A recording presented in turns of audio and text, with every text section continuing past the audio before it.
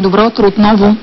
Слушайте ни по радиото 88 МГц, но както често казвам, не е важно дали ще слушате, трябва да гледате, защото в този момент ще ви кажем кои са имената на 15-те, а тук що колегите, които са в студиото, автори на този уникален журналистически експеримент, ми казаха, че са 16 депутатите от 38 поканени, които в работно време, част от тях в служебните си автомобили, откликнаха на покана да участват в промоция и да получат безплатно подарък, скъпоструващ мобилен апарат на стойност 6000 лева. Сега те ще ни кажат последните данни, колко са поканени, колко са приели. Авторите на този експеримент, Стоян Георгиев от предаването тази сутрин на BTV и Теодор Насков, журналист от вестник 168 часа. Здравейте. Здравейте.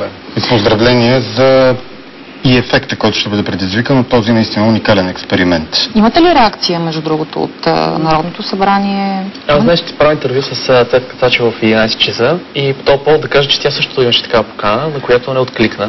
И да кажем и добрите... Да, с добрите, но сега да започнем с 16-те. Вчера бяха 15. Ами ние, тъй като всичко се случи много бързо и нямахме точна... 16 в крайна сметка хората, които са... откликнали. Което прави почти 50% от поканените. Има едно уточнение, което Теодор може да разкаже за него, за заместник председател на Народното събрание. Значи един, който не е списъка, но който безкрайно много искаше и господин Анастас Анастасов, заместник председател на Народното събрание, който много искаше да присъства, но просто имаше по нещастно социално обстоятелства. Госпожа Цветка Цачева отсъстваше от заседанието тогава и той трябваше да я замества. Това нещо го разбрах аз след обаждане на неговата шефка на кабинета му в Народното събрание, което ми каза, нали, точно това ми го казах. Господин Анастасов много иска, но няма да има възможност да дойде в 1 часа, след като потвърдихме часа на среща и тя дори ме помоли дали не може от него име да дойде да си вземе подарък. Да почнем само малко имаш ли доказателство за това нещо? Имаш обаждането от... Телефоните ги има смисъл, от което ми се обаждат. Те са служебни телефони. Част от поканата. Това е поканата, която получиха ето в такива пликчета, луксозна хартия, хубав подпис. Сега ще прочета поканата. Уважаеми господин, госпожо, няма значение.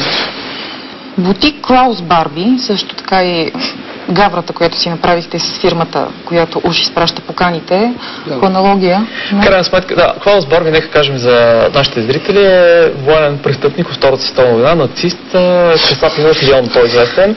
И това всъщност идеята да се казва така бутика, измислен, разбира се, фирмата, от която кани тези хора на това скъп парти, е на колегите 168 часа. И аз лично смятах, че това е прекалено, защото не вярвах, че пропускливостта на българския депутат може да бъде толкова ниска. Тоест ти ги надценяваш през цялото време и смяташ? И смятах, че така, значи, ако тук говорим какво доказва това, което показахме. Първо, нали, склонност към корупция, второ, поставяне на личен интерес над обществения, нали, това се вижда категорично. За мен лично, което аз вчера видях тези хора как са подредили в столчета и чакат да си получат телефоните, това, което ме шокира най-много, е тяхната много сериозна пропускливост към откликване на абсолютно всякакви оферти, очевидно. Какво е необходимо, когато получиш такава покана? Да прочетем. Бутик Клаус Барби, официален вносител на телефони за България, има удоволствие да ви покани на среща коктейл, на която за първи път в България ще бъдат представени модели от ексклузивна серия.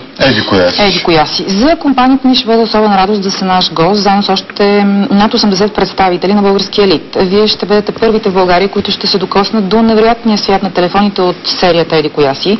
За да изразим своето уважение, ще ви подарим, с удебелен шрифт е написано, ако искате за малко, колеги, покритието, което гледаме в момента.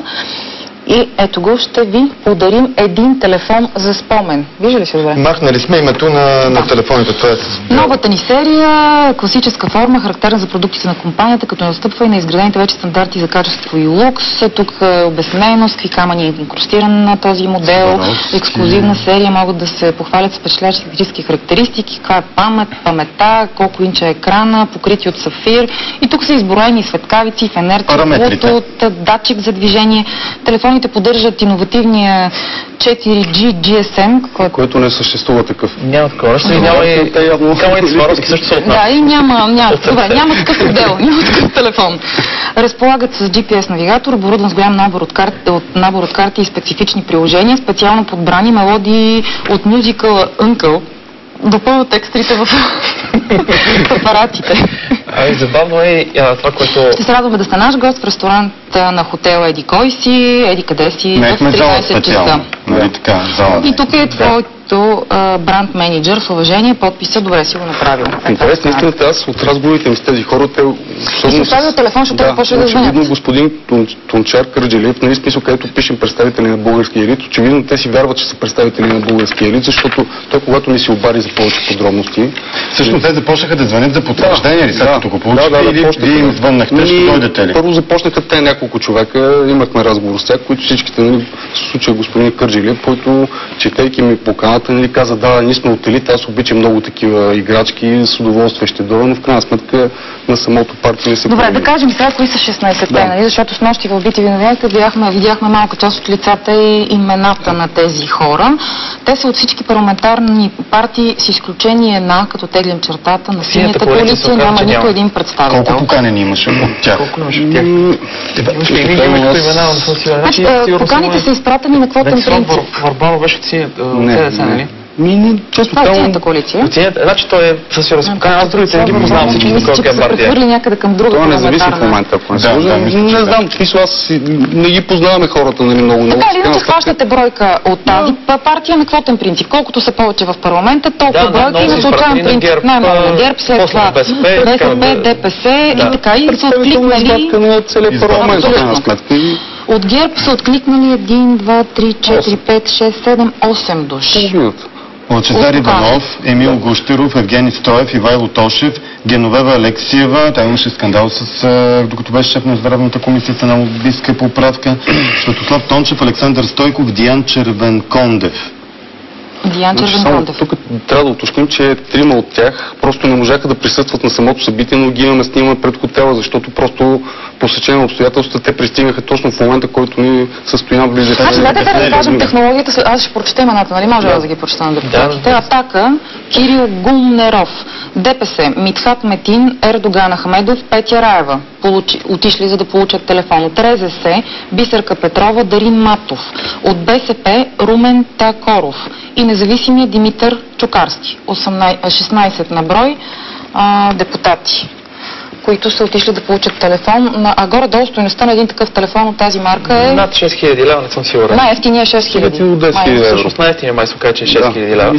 Така не, че става просто за нещо много скъпо. Те не ясно ли бяха, че това е над 200 лева? Когато Стоян, си признавам, аз едно нещо, ми сподели тази идея преди около 2 седмици, аз прочетох марката, всички тези параметри, аз в този момент това нищо не ми говори.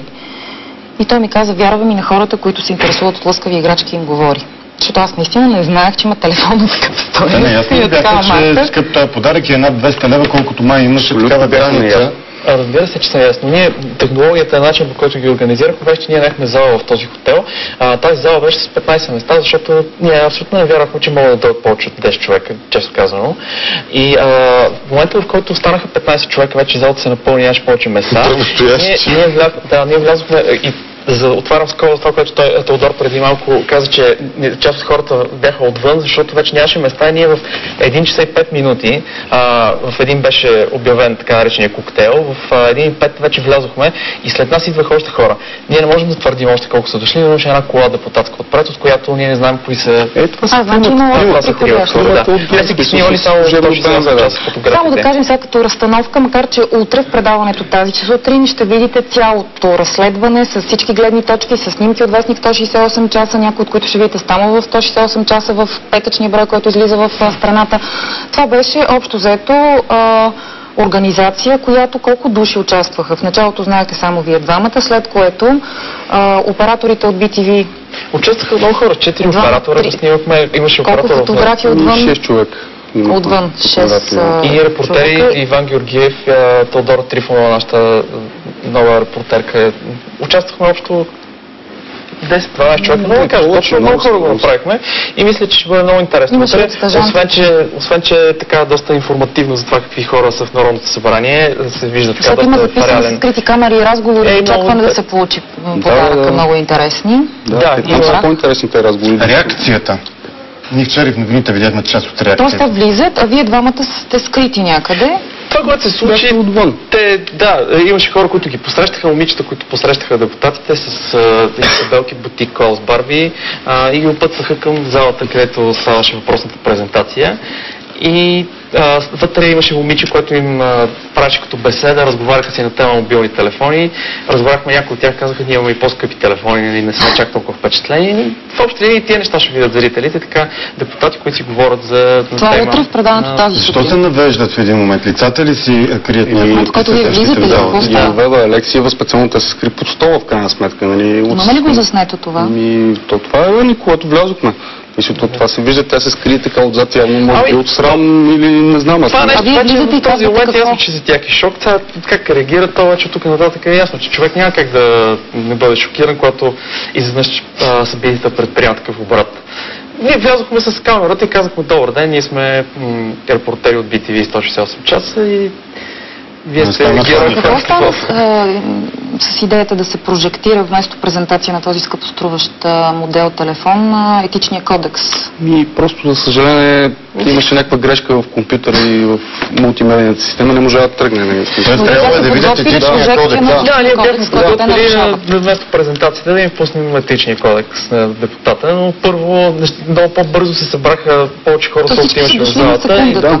Дойдоха много хора, да. Не, част от тях са дошли доста по-рано. Аз колегите, които са били горе, ми разказваха, че те, примерно Лъчезар Иванов и госпожа Алексиева са дошли още без 15 и се служебни коли ли идваха, освен че е в работно време и даже някои заедно са били в една кола политически опоненти. Какво е това? Не. Няма такова нещо. Имаше един парламентарен Мерцедес и парламентарно БМВ, които с тях дадоха част от депутатите. Ние понеже имахме камери пред парламента и ги видяхме, че се качват 3 човека оттам още си викат едно БМВ и си... За да се карат.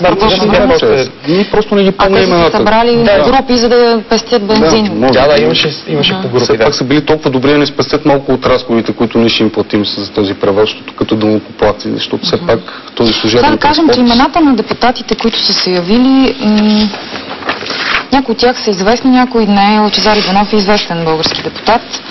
Няма какво да припомняме известностите. Емил Гущеров, Евгений Стоев, Ивайло Тошев, Геновева Алексиева. Аз точно искам да се върна към това нещо, което не довърших за това, че фирмата, която ги кани е бутик Клаус Барби. Говорим за това пропускливо, защото извода за това, че тези хора не са склонни да личния си интерес по никакъв начин да жертват в името на обществения и това, че те са склонни към корупция, очевидно от това. Но мене ми се струва, че това, което ми повече ме шокира е ниското ниво на тези хора в чисто най-общо човешки план. Един човек, който приема подобна оферта, означава, че има точно това, което казах, много сериозно пропускливо за абсолютно всякакви оферти. Това не е нормално българските депутати да бъдат хора, които имат такова ниво и такава голяма пропускливост или казано по друг начин кълват на абсолютно всякакви оферти. Щом някой дава нещо за отиват. Какво е необходимо, за да човек да направи една елементарна проверка, остави за депутат, който има достъп до повече информация. Напише в Google Клаус Барби и оттам нататък той разбира, че това е измама. Дори да не знае кой е този човек, да няма тази обща култура, просто пише в Google фирма Клаус Барби. Може да напише във всяка една система за търсене на фирми, която е общо достъпна, такава фирма не съществува. И дори тази проверка тези хора не са си направили труда да го направят. Това са 45% от поканените.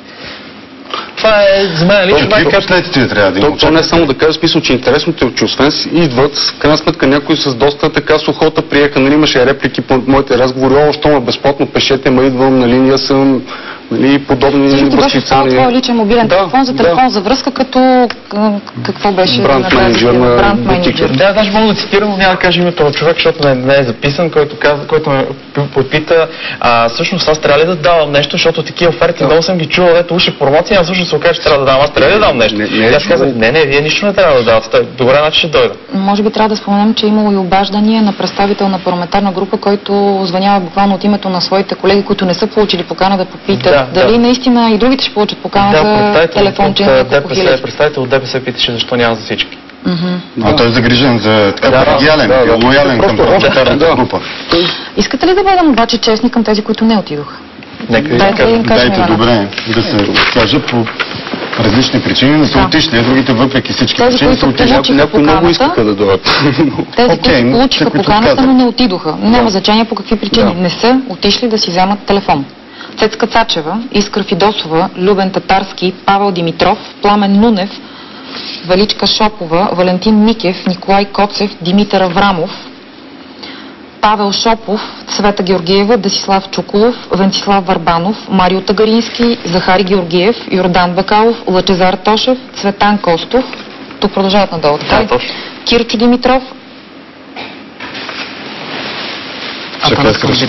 Атанас Камбитов и аз си го дочети. Така, Георги Плачков, Гинче Караминова, Ваня Георгиева и Белгин Шукри. Това са хората, които са получили поканите, не са отишли да вземат телефон, което е около 55% от поканените. Да, горе-долу. Утре ще видим. Да кажем какво ще видим. Ще видим и нещо като мейкинг на цялата подготовка и заснемането, защото аз мисля, че в такъв проект толкова много хора да участват от две медии в физическия смисъл на думата не са се струпвали. Това е проект, в който участват колко? 15 души. От BTV бяха... 20. Ние бяхме 8 от нашия вестник. От BTV... много снимки в изданието. Повече дори от този. Към 15 души.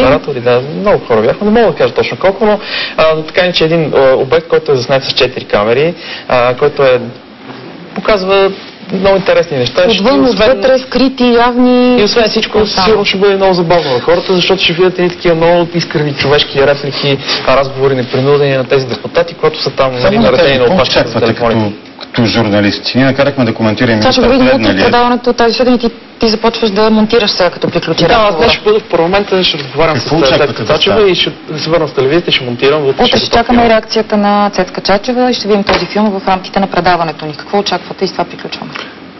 Аз честно казвам, очаквам специално, в крайна сметка, наистина поне някакви последствия, поне минимални да има за депутатите от ГЕРБ, в крайна сметка, защото господин Борисов обеща, като предизборно обещание и ангажимент към избирателите си, че депутатите от неговата партия никога няма да си позволят да напуснат безпричинно заседанията. Мисля, че излишно ние вчера го търсихме за коментар, той не пожела да коментира, може би иска без коментар, иска просто да действа. Коментар на Цецка Цачева, мога да си представя днес какво жужене ще бъде в парламент. И това, което мисля, че е абсолютно излишно да коментираме, каква би била реакцията при подобен случай в примерно всяка една западноевропейска, особено някоя северо-западна европейска държава. Просто тия хора ще се оттеглят, ще си подадат оставките и ще няма да бъдат депутати, защото тук говорим за нарушаване на закони, които си закони, нарушаване на много тежко на морални кодекси, такива влизания в зависимост по един особено елементарен начин, който страшно дискредитира този човек и не е нормално той е представител на хиляди хора, каквито са народните представители. В България не е така и аз съм сигурен, че няма да има реакции. Реакциите ще бъдат по-скоро публично порицание, което в случая ние правим, което за нашата страна и за нашите разбирани критерии е очевидно достатъчно. Благодаря на Стоян Георгиев и на Теодор Насков, които са авторите на този, пак да кажем, уникален журналистически експеримент. Целият филм гледайте утре в предаването тази сутрин, а сега отиваме към Поли Ботев.